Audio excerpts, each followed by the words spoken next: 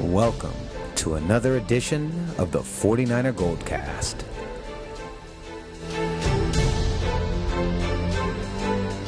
San Francisco, are you ready?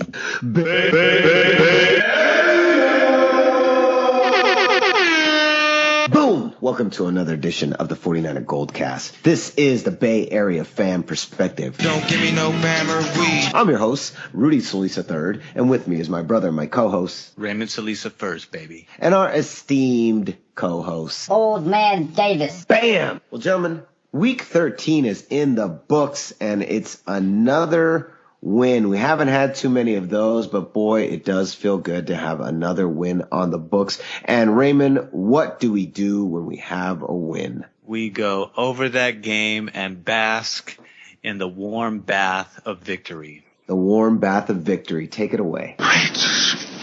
All right, Niners versus Bears in Chicago. Niners have not had a lot of luck as of late in Soldier Field, but we'll see what came about today. If you watched the game, you know what the outcome is. If you didn't, pay close attention. San Francisco would begin the game with their usual sluggish offense. Chicago was stout early on, but on the other end of the field, the 49ers also showed their defensive prowess, holding Cutler and the Bears' multi-weapon offense to just 6 points with a pair of field goals, while adding 6 of their own. 2nd and 10, Chicago on their own 33-yard line. Cutler in the gun, sees blitz, calls an audible. Bowman blitzes anyways from the left. Cutler, quick pass to the right, and Jimmy Ward jumps in front for the pick. He's to the 20, the 10, the 5, touchdown San Francisco. The point after would get tipped on a rare penetration to stop Dawson's kick, and we would be tied in the first quarter at 6 apiece. Moving on to the second. The Bears would answer back with a drive of their own in the second, set up by a big catch from Alshon Jeffries, who otherwise had a quiet day, courtesy of Kenneth Acker and Tremaine Brock, followed by some hard running by Matt Forte to put up 6 more points on the board in their favor. The point after would be good, and Chicago would go up 13-6. However,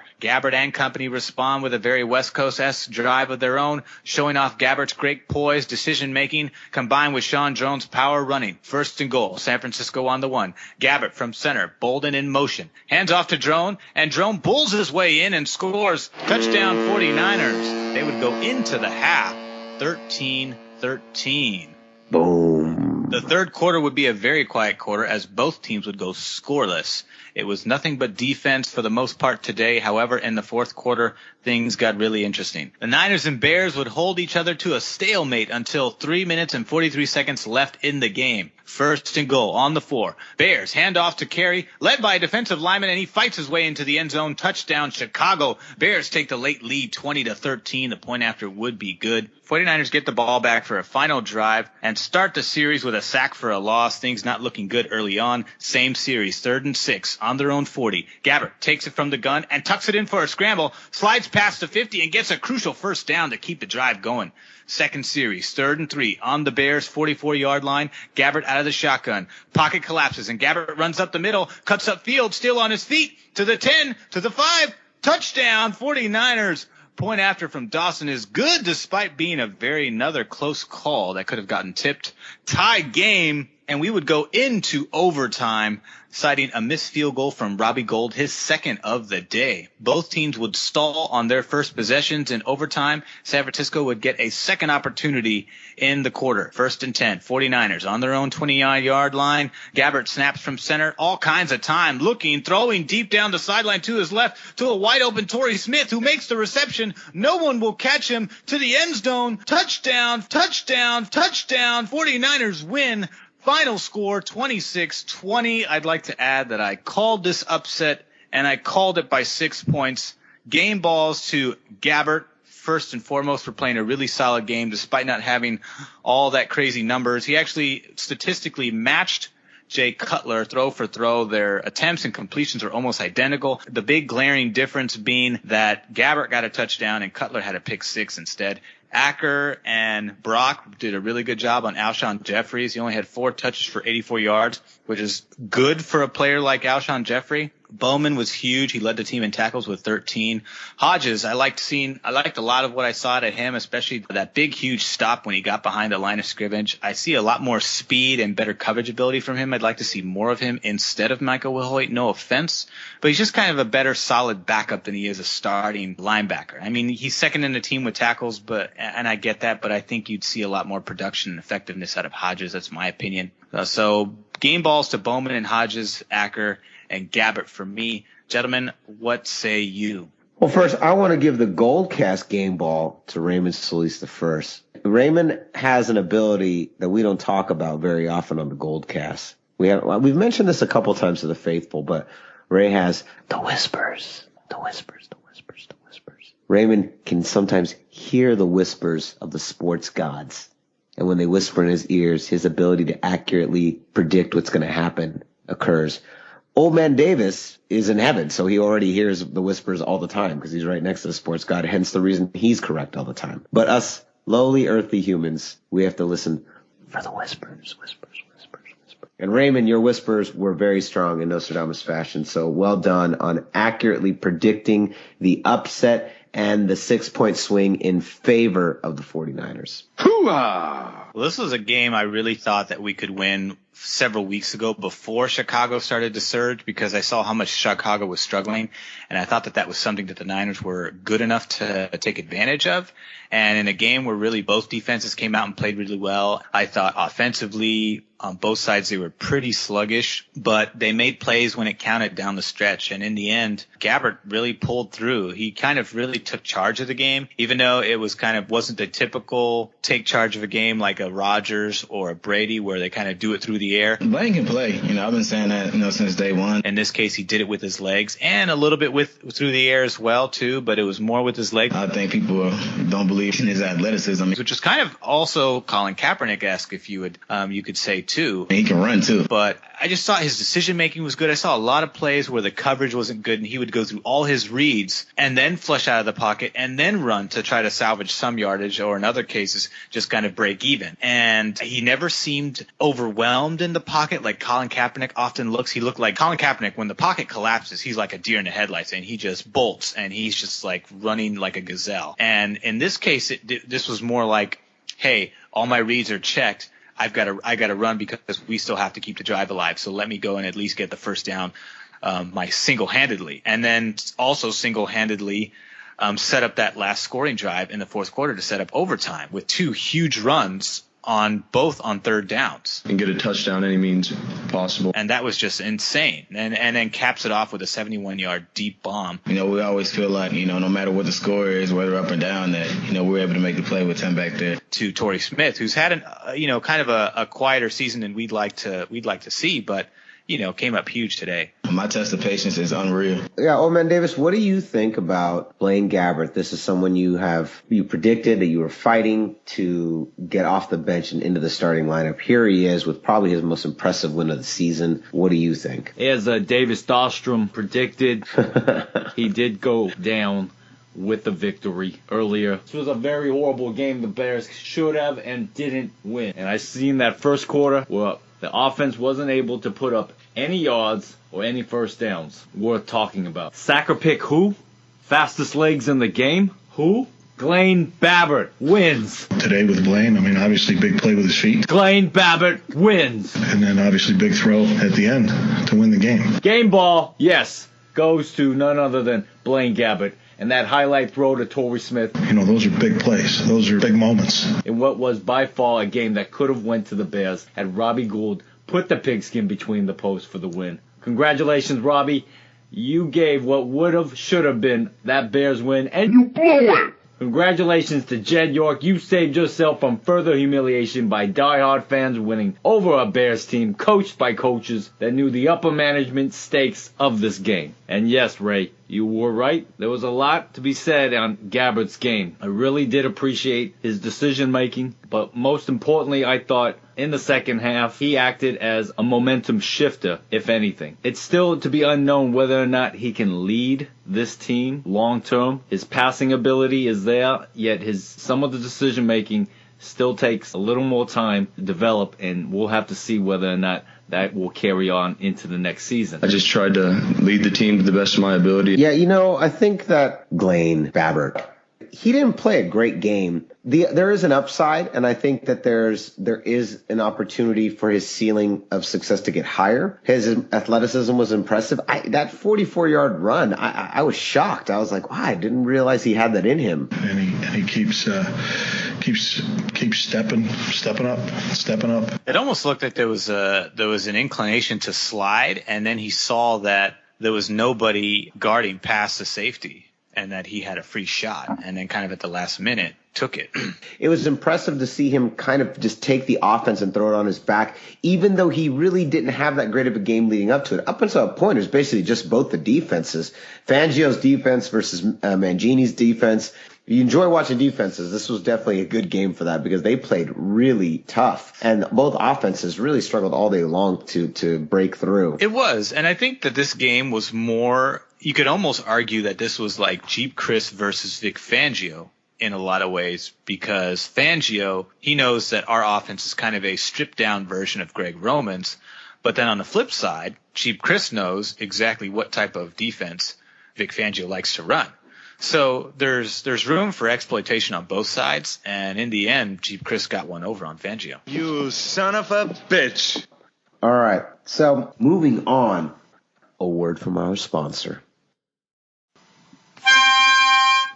Sourdough Sam! I'm just checking in with you guys, letting you know what's going on. I'm heading back from Chicago, heading back to San Francisco. I'm just jogging here with Torrey Smith. He did an excellent job earlier today. We should be back in another 300 more hours. Chicago to San Francisco is a long jog. Okay. Torrey and I were just replaying the famous catch Blaine Gabbert did.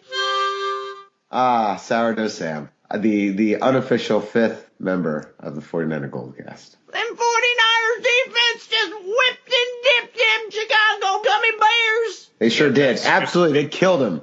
The Chicago Bears are so soft they feel like gummy bears in my hand. Are you tired of your old traditional 49ers podcasts? We are too. When we need a fresh new perspective on the 49ers, we turn to the 49ers Goldcast. Boom. They are the only voice that truly represents the Bay Area fan perspective. Hosted by Rudy Solis III, me, Raymond Solis I, and that silly old curmudgeon, Old Man Davis. The 49ers Goldcast is considered by most to be the greatest fan podcast in the history of fan podcasts. You can download the latest episode of the 49ers Goldcast on YouTube, iTunes, and Stitcher. Simply type in the 49ers Goldcast and be sure to like us on Facebook at facebook.com/49ers Goldcast. I have a little mini segment I've invented called Rudy and Payton, a coach's story. So I am closely watching Sean Payton because, as you know, I am pushing. And actually, there were some people on the Goldcast Facebook fan page that agreed with my choice of Sean Payton as the new head coach. Craig Smith, one of our very loyal and faithful listeners, said he also wanted Sean Payton to come over, that was the coach that was in his mind. So, Craig, you and I are on the same page, my friend. I love it. But right now, the trades are reporting that the Saints are not interested in letting go of Sean Payton for free. They would consider trading him for draft picks, but they wouldn't trade him to a team he didn't want to go to. Apparently, Miami has been heavily linked to a possible trade, but obviously nothing can be official at this point. But that's the Rudy and Payton corner. That's all I got for this week. Yeah, he would come at a big price. Yeah, he would. And we'll see if things, because here we have the Ian Rappaport report coming out, and the thing is, how much stake can we put in that comment even being remotely true based on all the leaks and rumors that have come about the last 2 years? However, the team president is getting reassigned at the end of the year, and that might mean the end of the leaks and rumors because he is supposedly the alleged source of said leaks and rumors. Yeah. That we've been privy to the last couple of years. Yeah, and so Paraag Mall.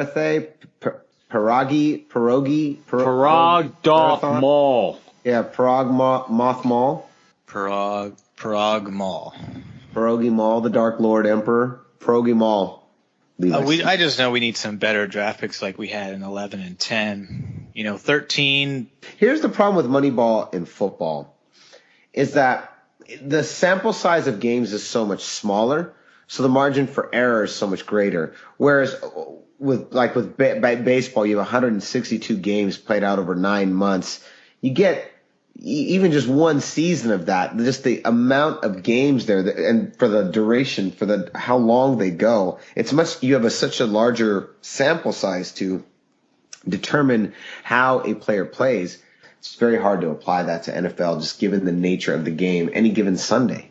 Piranha Marathon it's like a very political firing where they're just, moving him over to a different position that he's better suited at.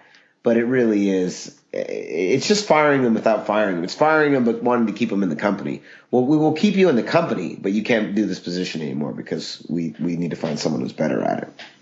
It's a lateral pass. It's a lateral pass. Exactly. So that's it. We're putting you on the bench so that you can take some time to breathe. A lot of times what I saw in the Super Bowl, Russell Wilson, he would lateral pass to Marshawn Lynch.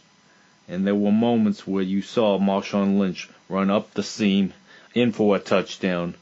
And that not only won many games, but it looked great in practice. I thought Russell Wilson did an excellent job. What the hell does that have to do with anything?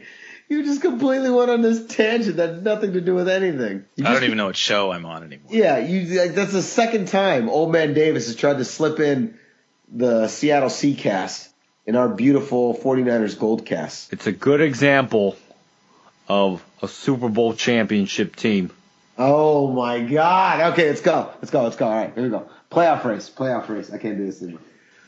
So, we are knee-deep in playoff races, playoff debates. We cannot decide. We had a pretty good debate last week. Old Man Davis, you had me last week. I was so close to switching my choice. Last week, I chose the Green Bay Packers. You said the Minnesota Vikings were going to go. And this week, Green Bay wins in spectacular fashion, and then Minnesota gets stomped by the team we were talking about earlier, just a couple minutes ago. Raymond, let's start with you. Let's go over the teams you knocked out of the AFC and then who you brought in, and then let's just go down the line from there. Okay, so on the AFC, I have the Dolphins out, the Jets out, the Ravens and Browns are out, and I'm going to go ahead and add the Jags as the new candidate to be out at a record of 4-8. They're just like us, but I don't see them winning too many games outside of what they've already got on their plate. And then moving on to the NFC, I've already knocked out the Cowboys, Eagles, Redskins, which I'm starting to regret because the Redskins are now on top of the division default because that whole division is garbage. I also knocked out the Bears, which is starting to prove to be good despite their surge. They lost today, so that was a great upset. I'm going to go ahead and add the Saints into that category of out teams. Boom. As they lost today as well. Now, who's in? Well, moving back up to the AFC, so originally I've got the Patriots, the Bengals, and the Steelers. I'm going to go ahead and add the Colts into that mix. They're 6-6, and I think they're the better team than the Texans, so I don't see the Texans overcoming them. They also have a better division record than the Houston Texans. They're actually undefeated against the division, so that gives them another edge in addition to having a better offense, even though Houston has a slightly better defense. On the NFC side, I've got the Giants, the Vikings, the Packers. Still confident as far as my NFC North picks goes because the Vikings and Packers, despite the Vikings losing today, are still 8-4 along with the Packers.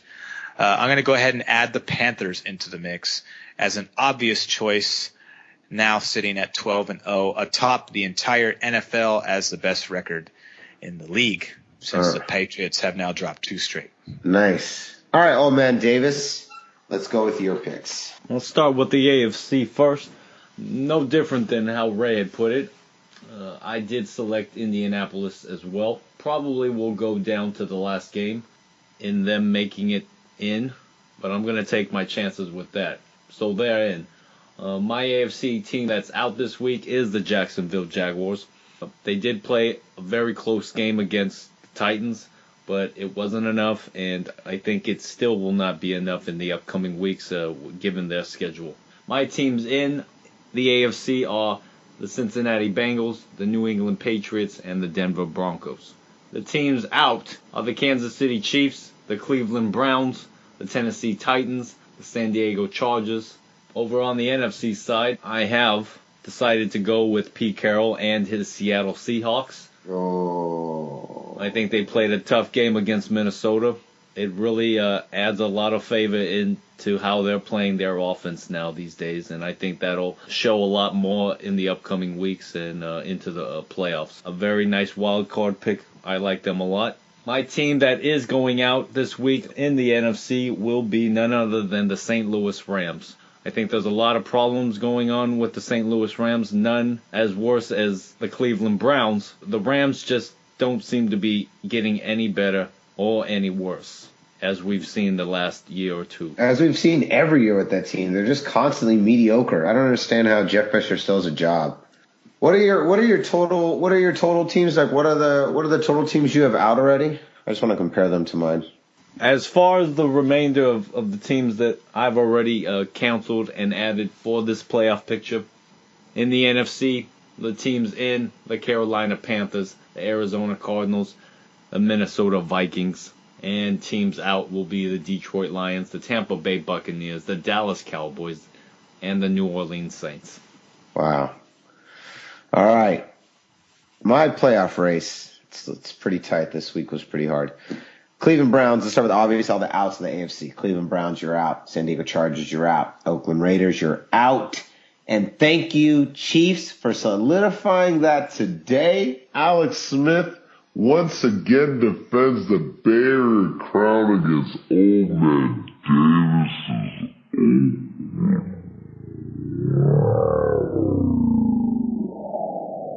You know, why don't you just continue making your picks already? They call it a blowout. Blowout Raiders. Sorry, Papa, we love you. You call the wrong games. You do.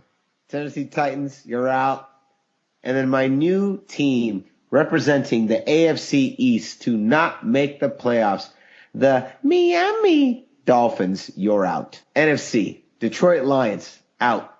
New Orleans Saints, out. We need Sean Payton. Seattle Seahawks, out. This is my bold prediction. This was going to be my Philadelphia Eagles of this year, and boy, is it not looking good.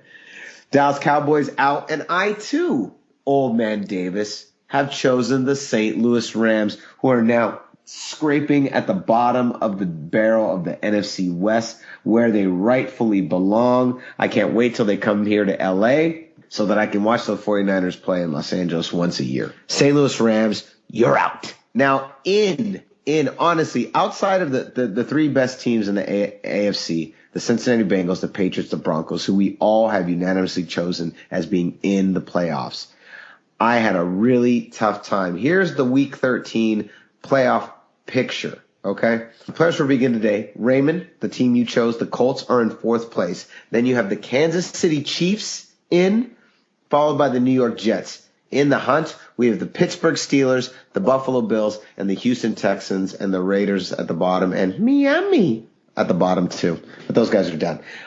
Pittsburgh just destroyed the Indianapolis Colts tonight on Sunday evening. It was like 45 to Hasselbeck's arm, 45-10.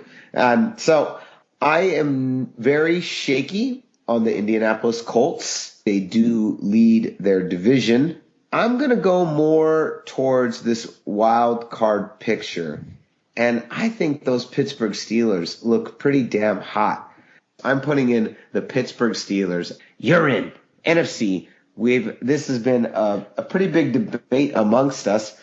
I chose, as I said earlier, Arizona Cardinals, Carolina Panthers. I had chosen the Green Bay Packers. Old Man Davis had chosen the Minnesota Vikings. Let's take a look at that picture as of Week 13. You've got Carolina Panthers, Arizona Cardinals, Green Bay Packers. If the playoffs were to happen today, you've got the Washington professional team in there. You've got the Minnesota Vikings and those mother effing Seabirds.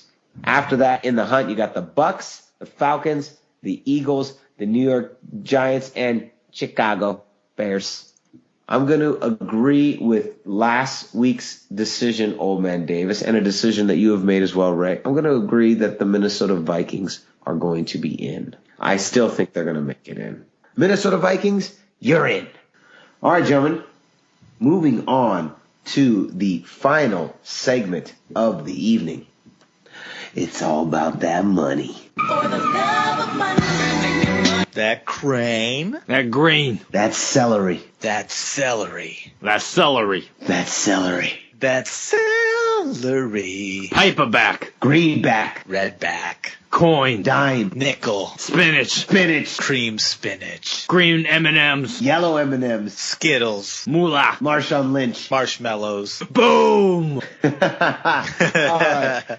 Let's go over the Vegas odds. Shocking. In fact, you know what? I don't even believe these. I'm going to refresh. I'm going to give Sportsbook one more chance. I'm going to give Vegas one more chance to fix this. Let's hope there's a swing in this odd. I'm going to refresh it. Vegas, you son of a shit. All right, here we go.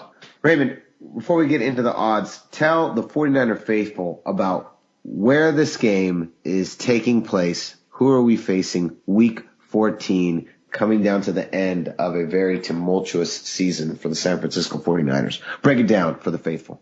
Niners stay on the road, only this time we're heading over to Cleveland to face the Browns. And guess who's going to be starting fresh off of his latest party lie? Money Man Football. You're going to have me some fun. It will be on Fox at Johnny 10 o'clock Festival p.m. starting? Johnny Festival is starting, according to Bleacher Report. The game will be on Sunday, December 13th, 10 o'clock a.m. Pacific Standard Time. You can find it on Fox, on KPIX5, and 107.7 The Bone per radio. Ooh. All right. So in a shocking Vegas choice, the 49ers are considered 1-point underdogs. Underdogs. Oh Still, even against the shitty-ass Browns? Crappy-ass Cleveland Browns, led this week by Johnny Festival. The question is, gentlemen, do you take that bet? Old Man Davis, let's start with you. It should be no news to me. All the rest of the Bay Area, fan perspective, that is the red and gold, that is the podcast Goldcast, that is the faithful. You will not win another game, and Cleveland will win by up to 1 point. You take this bet, you collect all that green M&M, all that celery, all that coin, and boom, you're smiling. You take this bet, doesn't matter who's starting, Mike Patine can start, and the Browns will still win against the 49ers. One thing I also know about the San Francisco 49ers in this game is that their 49er offense will not show up. Somehow, some way, the dog pound will score points, whether it's Johnny Manziel or Austin Davis. Man, I completely disagree with you. Raymond, let's go to you. In a nutshell. Raymond, fresh off of your Vegas earnings last week, this week, it was great. You put your money down, the little bells and whistles all went off in Vegas, and all the gold coins showered down on you, and we put you on our shoulders, and we carried you all the way through the Vegas Strip with all of your money. Congratulations. So now, Raymond, let's see if you can strike gold again. 49ers are 1-point underdogs against the crappy-ass Cleveland Browns. Do you take that bet? I do not take that bet. The Cleveland Browns are 2-10. This is the team that is last in the league in rushing yards, and that's been a sore spot for San Francisco, which means first in the league in drinking. Yeah, they are. And drug use. And despite the platoon of quarterbacks they've gone through this year, they're actually 13th in passing on offense, which is a surprise for me. However, they still only have 2 wins to show for it. Defensively, they are last place in rushing yards allowed.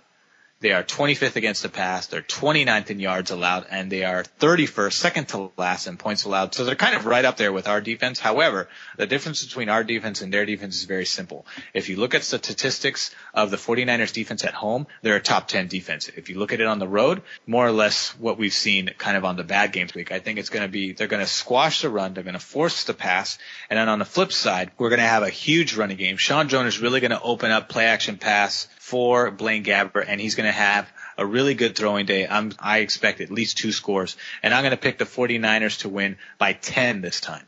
Oh, 10! Raymond, are you hearing the whispers? I am. And now here's the thing to understand. The reason why I picked 10 is because I do expect them to score touchdowns, but at the same time, this is an offense that typically tends to struggle regardless of whether playing at home or not. So in that regard, I will somewhat agree with Old Man Davis that this team's offense tends to kind of be sluggish no matter where they play. So I do expect Phil Dawson to kind of fill those gaps where we struggle.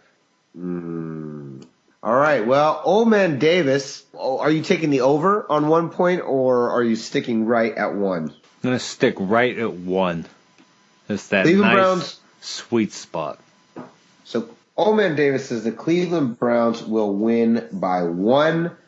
Raymond Solis the first says that the 49ers will win by 10. I like how Ray said it, except what I see is 49ers score ahead early, but the Browns at home come out of nowhere and storm the end zone with a touchdown or a field goal, and they win the game. I don't see it. I don't see it. I can't see it. Not this time. This is one of the games that I had on my schedule as a win because I know how this is a team that's more dysfunctional than us.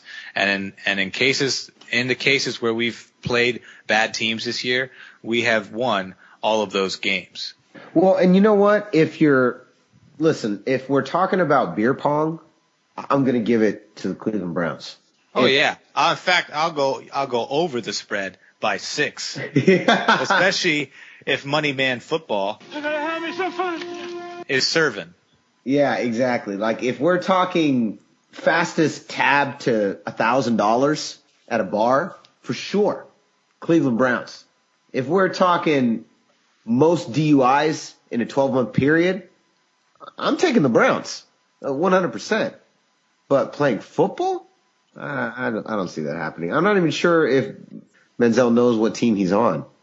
Well, the thing to keep in mind is that the proposed Johnny Manziel starting against the 49ers is still labeled as a rumor, so it hasn't been official yet. However, according to Ian Rappaport, the man who has apparently spent all his time in and out of NFL teams' locker rooms. I don't know how he does it, but yeah. he thinks that the door isn't closed on Johnny Manziel starting again, and with the team kind of sinking into the first pick in the draft once again, it just might be one of those situations where it's like, screw it, just let him start. But I'm not sure if they're ready to throw him against the 49ers. Oh, man, we're going to see. We're going to see. Either way, I'm kind of bummed we're playing a team as crappy as the Cleveland Browns, but, at least there's an opportunity for a win, and a W is a W. And I always feel good when the 49ers win, regardless of who we're playing. All right, gentlemen. Raymond, where can they find us? You can find us on Facebook at facebook.com/49ersGoldcast. You can also follow us on Twitter at 49ersGoldcast. You can also subscribe to us via YouTube, iTunes, and Stitcher, which is incredible because should you subscribe, that means you will get an instant notification on the latest and greatest episodes as they become live, available to the public each and every week as the season unfolds. Like us, follow us, subscribe. All right. Raymond, where can they find you? You can find me on Twitter at Ray Solis, as well as Instagram at Ray Solis1. Follow me. I'll follow you back. I'm in the holiday spirit. There you go. Old Man Davis, where can they find you? Cleveland, Ohio. I'll be bunking it up with Tony Manziel in hopes that he doesn't participate in any shenanigans after 12 a.m. I hope not. You better put him on house arrest. You won't be partying with Johnny Manziel. Johnny Manziel will be partying with you. You can find me on Instagram and Twitter at Rudy Solis III. Both Instagram and Twitter. Follow me. I will follow you back. So, gentlemen, so concludes another edition of the 49ers Goldcast. We are the Bay Area Fan Perspective. I'm your host, Rudy Solis III, and with me is my brother, my co-host, Raymond Solis the first, baby. and our esteemed co-host, Old Man Davis. Boom! We'll see you next time. Same Goldcast time, same Goldcast channel. Now that we found love, what are we gonna do? And I'm gonna miss everybody, and I'm gonna miss everybody. Tell me what you gonna do, there ain't no place to run. Judgment come for you, judgment come for you.